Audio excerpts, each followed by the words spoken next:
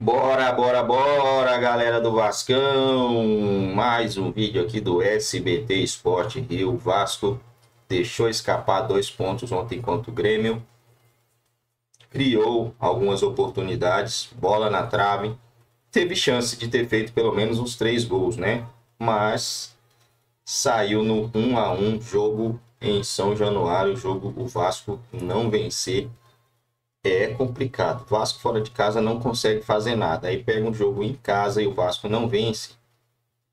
A situação aí na tabela é das piores. Olha, esse ano, cara, se o Vasco não vender essa SAF agora, no meio dessa janela, e trazer jogadores, não sei não, hein, galera? Não sei não. Vasco, tava tudo dando certo. Boa, trairagem essa música, Pedro. Ganhando de 1-0. Aí foi lá e... pumba! Matheus Carvalho. Rodou. Meu Deus. O Grêmio começou assustando em chute de longe de Christian Oliveira para a defesa de Léo Jardim. Bright White tentou de cabeça e o goleiro do Vasco defendeu mais uma. Christian Oliveira arriscou de fora da área mais uma vez e levou perigo. Bate-rebate na área e Hugo Moura encheu o pé para estufar as redes. Mas o árbitro anulou por impedimento de Verratti no lance. O Pirata ainda ficou na cara do gol e teve grande chance para marcar, mas mandou na trave. O Vasco entrou ligado no segundo tempo. Lucas Freitas aproveitou a sobra e chutou no canto para abrir o placar. Thiago Volpe ainda fez 2 grandes defesas em chutes de longe. Primeiro de Nuno Moreira e depois em bola colocada de David. Só que aí Gustavo Martins subiu de cabeça e deixou tudo igual. A virada quase veio em chute por cobertura de André, que parou no travessão. O Vasco teve a chance com o Verratti, que mandou de cabeça para mais uma defesa de Thiago Volpe.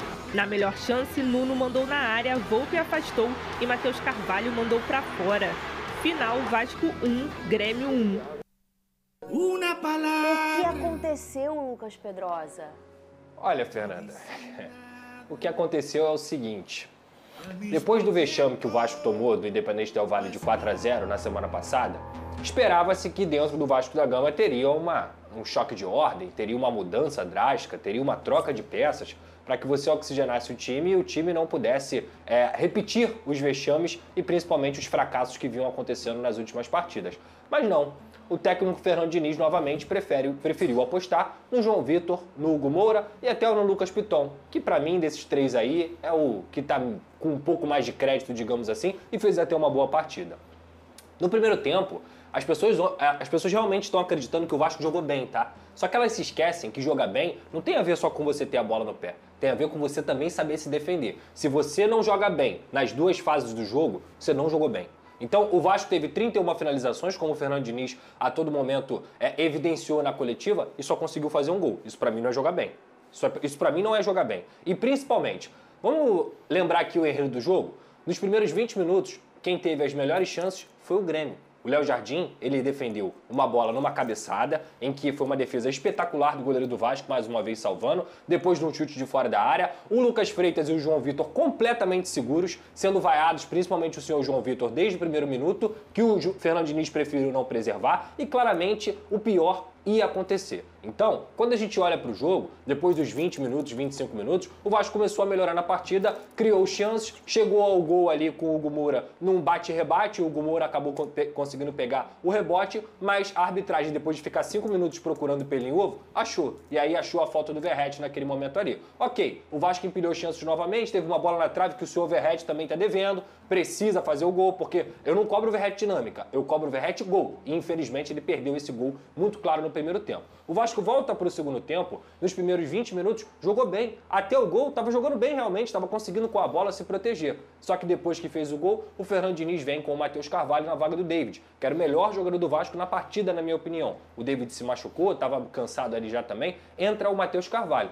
Quando você faz essa substituição, Fernando, depois de fazer 1-0, o recado que você passa para o Mano Menezes, que é a cobra da bola, é o seguinte: Pode vir, porque eu fiz 1-0, coloquei um volante na vaga de um atacante e agora você pode me atacar. Isso quer dizer que o Fernando Diniz queria isso? Não, mas é o recado que você passa. O que aconteceu? Minutos depois, o Grêmio subiu um pouco as linhas, não fez nem esforço, Paulo Henrique erra, João Vitor erra, faz uma falta esdrúxula naquele momento ali, depois de escorregar, cartão amarelo, bola virada, Pavão cruza a bola, Hugo Moura não pressiona o cruzamento, gol do Grêmio. 1-1. Poderia ter sido 2-1, que veio uma bola na trave logo depois. Aí depois na coletiva quer ficar falando de porque a gente teve muitas chances, o Vasco precisa de ponto. Dá uma olhada na tabela, Diniz. E amanhã tem mais, mas aqui na tela da SBT. Boa. Bebe água, Pedrosa, a gente já volta, não sai daí. Gente, vamos debater aqui o jogo de amanhã. Já até tô pronto pro jogo, né? Já botei a camisa de jogo, vamos pra cima, mas é só amanhã. Vale a pena seguir na Sul-Americana? Outra, o Vasco é um devedor que a gente já sabe, de bilhão. Mas numa entrevista ao canal Sports Markers, Market Makers, acho que é esse o nome, o Fábio Melo, empresário do Adson, trouxe detalhes muito importantes e talvez jogue luz em algumas contratações. Vamos falar sobre isso? Então vamos embora, vou começar sobre esse assunto. O Fábio Melo, que é empresário do Adson, revelou nesse podcast, está aqui no YouTube, que o Vasco, que não pagou nenhuma parcela ao Nantes da França, na contratação feita pela 777, é lá atrás, mas não importa, foi a SAF do Vasco que fez. O Vasco não pagou R$1 da comissão do Fábio Melo, que é o agente do atleta, que é normal, e o Fábio Melo levantou a seguinte questão. O Vasco entra em recuperação judicial, propõe a mim a dívida que eu tenho, reduzir 90%, que é o deságio que ele me oferece, e me pagar em 19 anos. E o pior, o Vasco está no papel dele. Eu devo, olha só, mas consigo te pagar assim. Beleza. Só que o pior vai passar agora. O Vasco liga pro Fábio Melo, Fábio Melo, te quer esse jogador, ele é teu. O Fábio Melo disse o seguinte, falou, cara, se for bom pro meu atleta, eu tenho que engolir e fazer a operação, pensando na performance do atleta. Mas onde é que eu quero chegar com essa denúncia feita pelo Fábio Melo, né? Esse alerta levantado por ele. O Fábio Melo pode pensar assim, o Giuliano Bertolucci pode não pensar.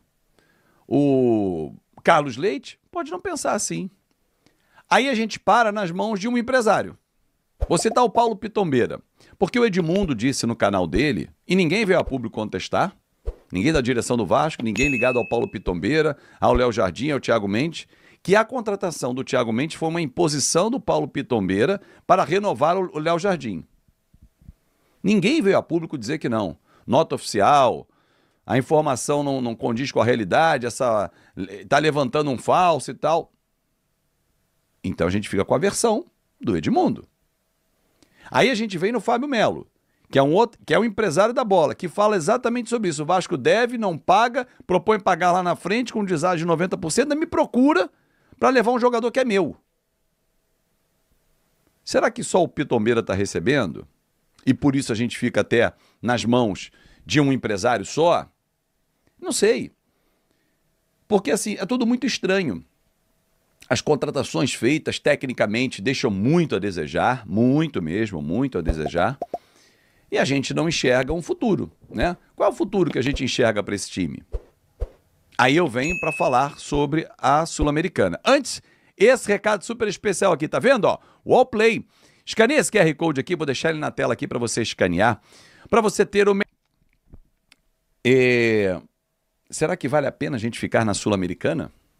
Pô, Fábio, a gente tem que reverter esse placar. Esse time aqui,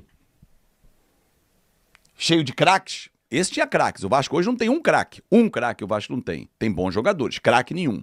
Esse aqui tinha, só o quarteto da frente. Romário, Euler, Juninho e Juninho. Pernambucano e Paulista. Se eu for lá pra zaga, tem um rapaz chamado Mauro Galvão. Tem um lateral direito do Tetra, Jorginho.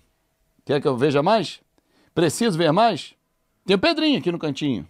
Tem Júnior Baiano. E esse time? Tem Elton no gol. E esse time? Você confia E vale a pena ficar em 3 competições? O Vasco tem elenco para disputar 3 competições? Sendo que no Brasileiro faz uma campanha ridícula. 14 pontos em 14 jogos. Não vou desmerecer, mas vou comparar. O Mirassol está de parabéns, está na parte alta da tabela, é 7º colocado, né? Agora com a rodada mudou, mas até iniciar o domingo ele era o 7º colocado na tabela de classificação, tem 7 pontos a mais que o Vasco, tem um CT infinitamente superior ao do Vasco e ao Mirassol. Será que é tão difícil fazer uma gestão competente por muitos anos? E aí eu não vou jogar só na conta dessa gestão não, que essa está há 1 ano e meio. Mas todas que passaram. Será que você, que foi presidente do Vasco e está vivo, senhor Alexandre Campelo, senhor Jorge Salgado, os seus vice-presidentes, aqueles que passaram junto com vocês, os conselheiros que aprovavam as contas, será que vocês dormem felizes ou satisfeitos? Falam, cara, eu fiz um bom trabalho na minha gestão. Osório, Duque Estrada, Adriano Mendes e tantos outros. Vitor Roma, cada um na sua pasta. Vocês dormem tranquilos? Ah, não, eu fiz, a minha pasta eu fiz. Legal. Mas você fez parte de uma gestão que levou o Vasco para esse fundo do poço. Essa gestão está tentando, fora das 4 linhas, mudar o cenário. Demanda tempo. Porque dentro das 4 linhas é um horror. As contratações são de chorar. Já falei aqui, trouxe números, trouxe valores, são de chorar. Algumas eles herdaram, como João Vitor, como Jair, né, em termos salariais principalmente. Mas outras eles trouxeram. Lucas Freitas, Lloyd Augusto, Jean Davi, Maxime Domingues, Benjamin Garré, todos trazidos pela atual gestão. Lucas Oliveira, Souza, Alex Teixeira, só o Nuno que se destaca. Felipe Coutinho, ele era importante e eu não discuto. Essa era uma contratação que tinha que ter sido feita. Mas não com o pacote Felipe Coutinho. Também foi uma imposição do Felipe Coutinho. Edmundo disse isso várias vezes. Ah, o Vasco disse que não é. Ok. E aí? Mas não é estranho? O Alex Teixeira estava 7 meses parado, o Souza também, os dois serem contratados por serem muito amigos do Felipe Coutinho, por mais que tenham história dentro do Vasco. E não performaram. Um já foi embora e o outro está lá até o final do ano. É para pensar, torcedor. Eu não acho que vale o esforço, vale a pena ficar em 3 competições, porque a principal delas chama-se Campeonato Brasileiro. E se nós formos rebaixados pela 5ª vez e jogarmos a Série B pela 6ª vez, eu não sei mesmo quantos milhões de torcedores não vão virar as costas para o clube.